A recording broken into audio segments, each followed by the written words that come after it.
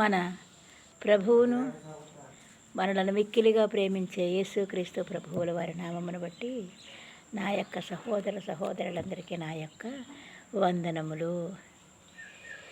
ఈ దినము ప్రభువు యొక్క చిన్ని మాటను మనం జ్ఞాపకం చేసుకుందాం.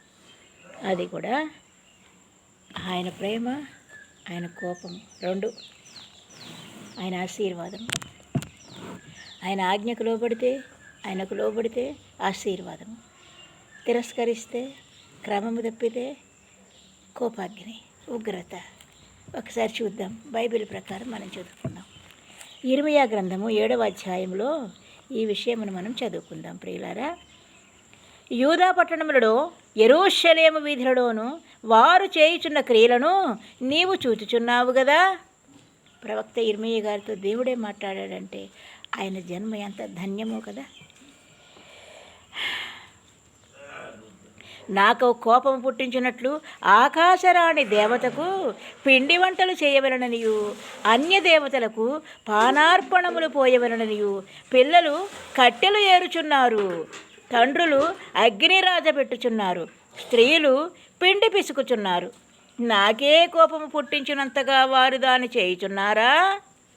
తమకే అవమానము కలుగునంతగా చేయుచున్నారు కదా. ఇదే యెహోవా వాక్కు.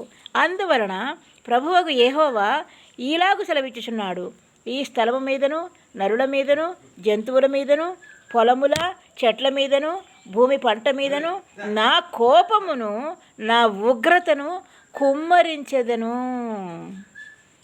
ఆశ్చర్యకరము మరియు ఆర్పశక్యము కాకుండా అది మండును.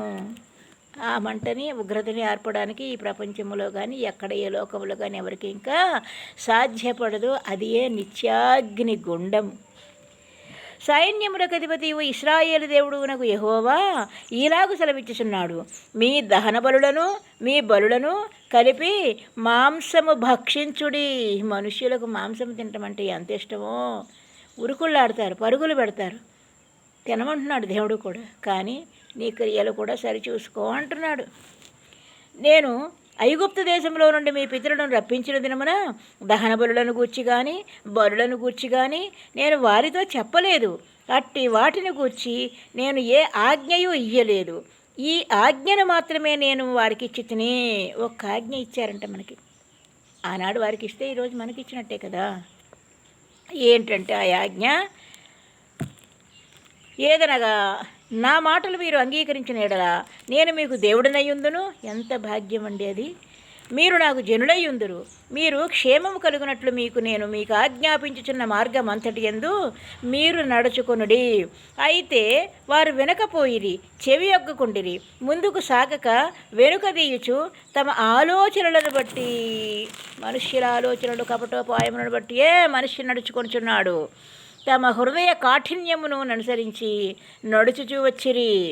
మీ పితరులు ఐగుప్తు దేశం నుండి బయలుదేరి వచ్చిన దినము మొదలుకొని నేటి వరకు మీరు వెనుకదీయుచూ వచ్చిన వారే.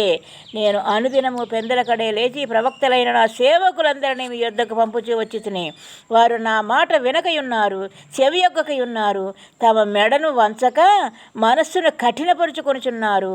వారు తమ పితరుల కంటే మరి దుష్టులైరి అని యెహోవా సెలవిచ్చుచున్నారు. ఆమేన్. Praise the lord.